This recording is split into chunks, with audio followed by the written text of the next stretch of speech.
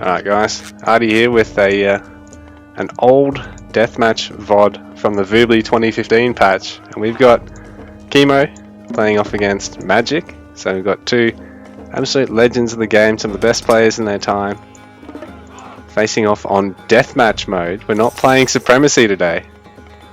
So we've got Isis up against Loki.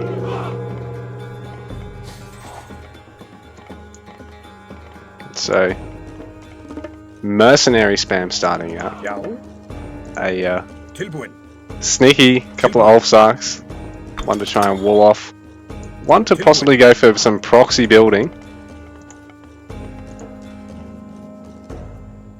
Are the Mercs even going to get there in time, or are they just going to die? Just bearing in mind these guys do expire after a certain point, but it's a nice wall off with the Raxes there. So Magic, it's going to take a while for the mercenaries to really be a problem for him at the moment, I think. Well, yeah, he is going to look at trying to do some sneaky building, some side building. Mercenaries coming in, but they're a little bit late to be a huge threat. All they're really going to do is, I guess, deny some later build time on the hill forts, but beyond that, I don't think they're going to achieve a huge amount. I mean, I don't think they trade terribly cost effectively versus the Ulfsarks, but it does mean that the Norse player is under a bit of pressure, and that there's, yeah, the settlement interrupted there from Kimo. I mean, of Magic's. Kimo's, I should just lock him up, trying to save it. So he hasn't started building that one just yet, but he's going to start on the forward one. And he is going for some side building over here against Kimo. So Kimo now transitioning to mid-goal strongholds. Ooh, he is adding some more barracks as well. He's going for some fishing too, so hopefully neither of our players are going to go for some cheeky water play. I think that's probably banned in proper tournament games, or at least was in the time. These days we just don't even play on, we weren't even playing on water maps, but now I think it's actually been sort of balanced a bit, because players are like, well, we're sick of playing on land only maps. So it just goes to sort of show the changes with Deathmatch over the years. The big engagement going down. Magic trying to race up these hill forts, and I think he is going to get them up in time, but at the same time there are some labourers here for the Egyptian player, and in the meanwhile he's not locking up part of his army to try and do the building. But hill forts, what are they going to be producing? Ooh, so we got Eclipse being used. I was wondering whether or not he was going to try going for a rock drop at all behind this, but I don't know if he's really set himself up to do so at the moment. He's just looking to really push and punish the Norse player before he gets set up here, while Magic hasn't bled any powers yet, and I think he was originally just streaming in units from the top here. Well, now the rock drop coming in hot, so we got a couple of catapults being sent around the side of the map. Try and snipe this town center, which hasn't actually finished yet. Magic's been a little bit slow in getting that up. But meanwhile, he's got a nice ballistic count already. And a fire giant harassing the settlement, so he should be able to deny that from going up pretty quickly here. Kimo, plenty of chariots, so they're going to need either raiders or Jarls to really sit on top of them and kill them. Even a good number of minions here for the mummy.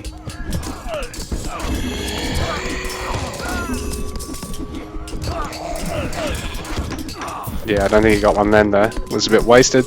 So sometimes you got to be a bit careful that it will waste the attack if it's an overkill with the special. But some good use of the catapults there to really deny the settlement from going up.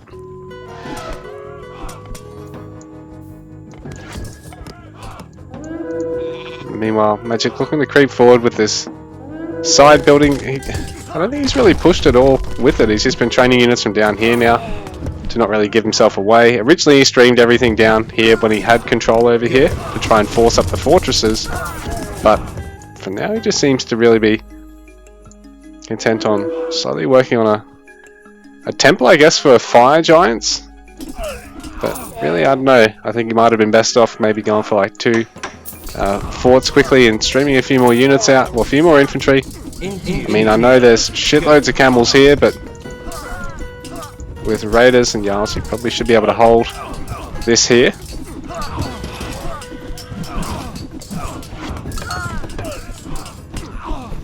Rhino's getting a bit low in the middle of the fight. But yeah, that's a lot of chariots. And Kimo, having brought the rock back, he's now got another couple of catapults being added to it. Now it can be much more deadly. Oh no, he's not going to add this other catapult. He should though. Oh no, here he will. Yeah, here he will. Took a bit of microing there.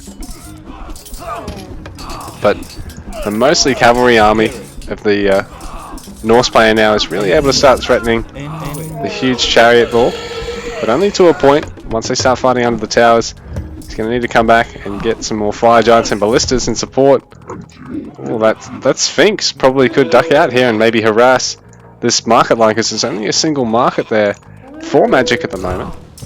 Well, Kimo's gone up to 3 markets, so he's really on a big eco boom at the moment.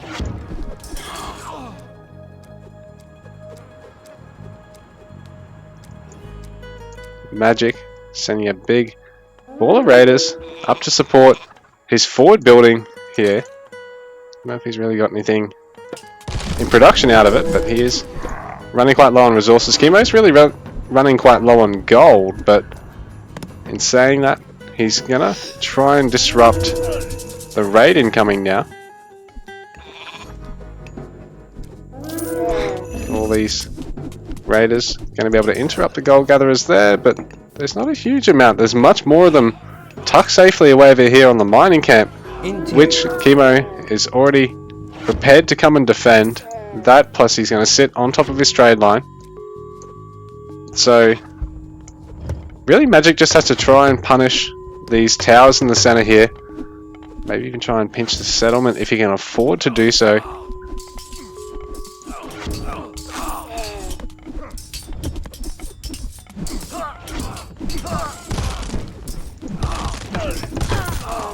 I don't actually know what their eco count is.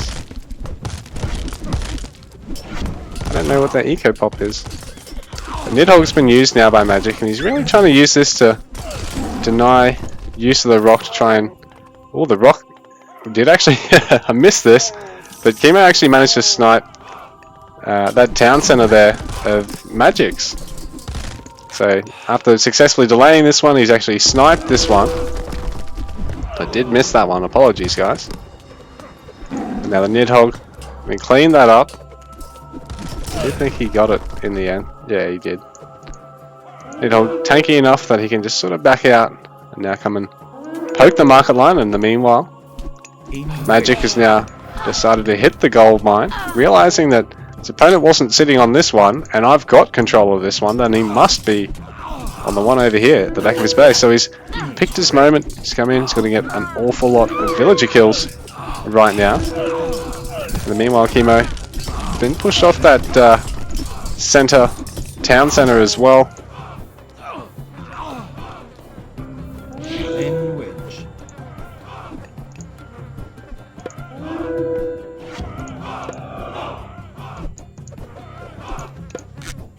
So Magic pretty starved for gold behind all this. Kimo still managing to have just enough in the bank, and he might be able to take out the Nidhogg now.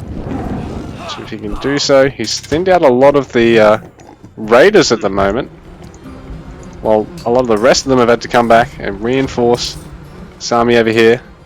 And Kimo denying the gold mine, doing a good job of such. Most of the dwarves getting out there, so they're going to be able to sit on the center gold mines. It's weird, this map generation here. Was this like a hand-drawn map for the deathmatch community back in the day? Sorry guys, this is like from about 3 or 4 years ago, this VOD, I think. I'm pretty sure, yeah, it said 2019, so it'll be 3 years ago now. And Magic creeping forward. He wants to get another fort over here. Bearing in mind a lot of his buildings had already been taken out there by Kimo. And Kimo still able to push forward with his nice chariot count there. He's losing another one to one of those fire giants. Magic creeping forward with the fort. He's finally sent the Sphinx in to try and harass the ox carts. He's had them there for a little while. And another... Ooh, actually, that rock's had...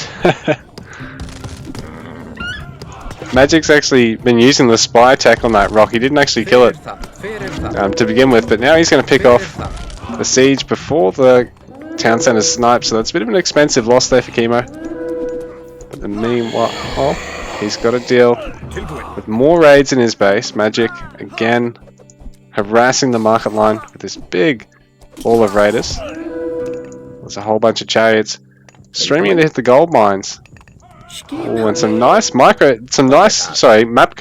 awareness there from Magic. He didn't even stick around to fuck around and find out.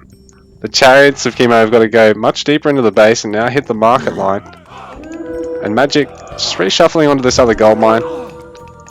He's pretty secure over here. He's got plenty of ballista, so I think these actually trade okay with the chariots. And on top of that, he's going to be able to hit the MiGs and all these other buildings. Kimo's pretty quickly. So a lot of these raiders actually are going to fall because they're not focusing down the chariots and they're trying to go for the eco units. They're actually going to die against one of the units they, I guess, are supposed to counter.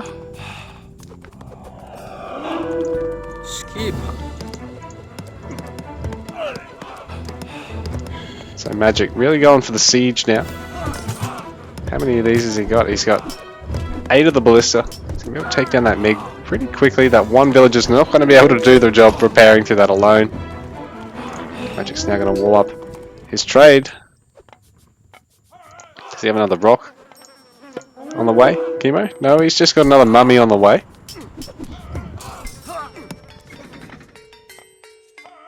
I suppose it's hard to try and afford the catapults or the siege towers at this point in the game.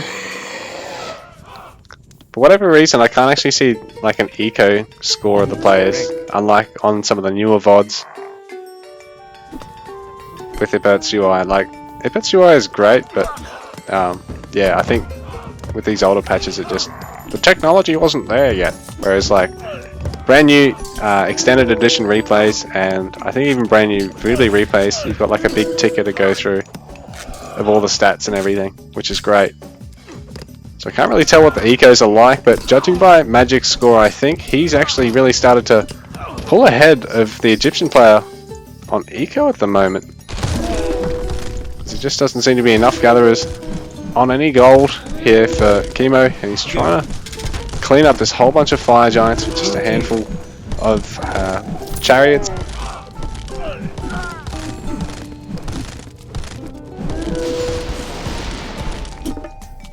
Magic's managed to clean up this gold mine as well. He's defended his own trade, continuing to try and push forward and take out the gate. He's going to lose these ballista, but it's going to mean as long as he's got the resources, he can actually now transition to a slightly different comp, get some more raiders, get some more infantry so he can actually build up around the map. Because right now he's in a pretty good lead over Kimo, who's, I think, struggling to get the gold he needs at the... Oh, he's really struggling for wood and food actually at the moment, just because of the sheer number of villages he's lost through all the harass. He hasn't really been able to rely on his caravans to be getting the gold quickly enough that he needed. Look at that, like he's spending so well, but at the same time he's being put under a lot of pressure to spend so much. While Magic maxed out a little bit in the bank too. Things are looking grand for him. Not having to rely on mercenary units either, which I don't think take up any population space.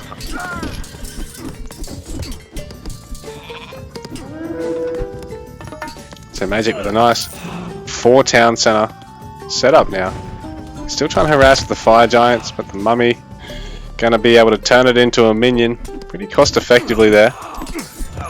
But at the same time, more Rams streaming out, so Kimo's going to have to try and deal with this with a handful of mercs while he's still producing a mix of mercs and infantry and chariots down here to defend this, and he doesn't really want to overextend with the mummies. I mean, they're going to insta-kill units, and that's great, but he needs to not lose them at this point because he doesn't really have a lot of resources in the bank.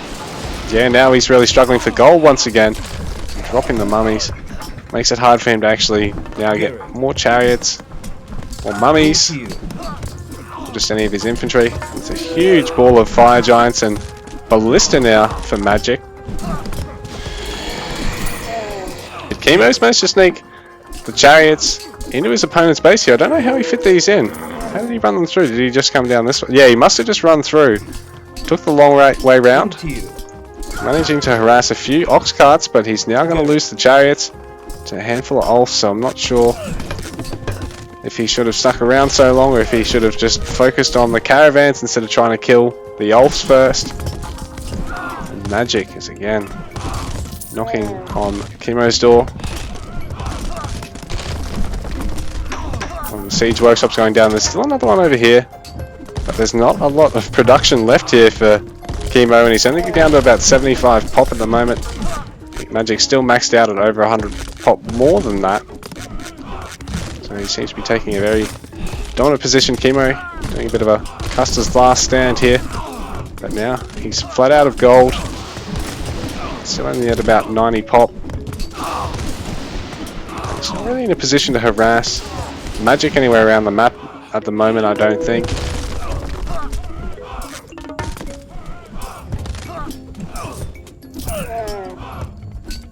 Ooh. So the Son of Osiris falling as well to some raiders.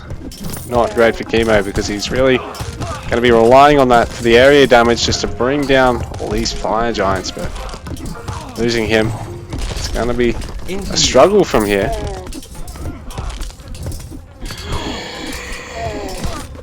What does the Egyptian player make at this stage of the game, particularly back in this meta?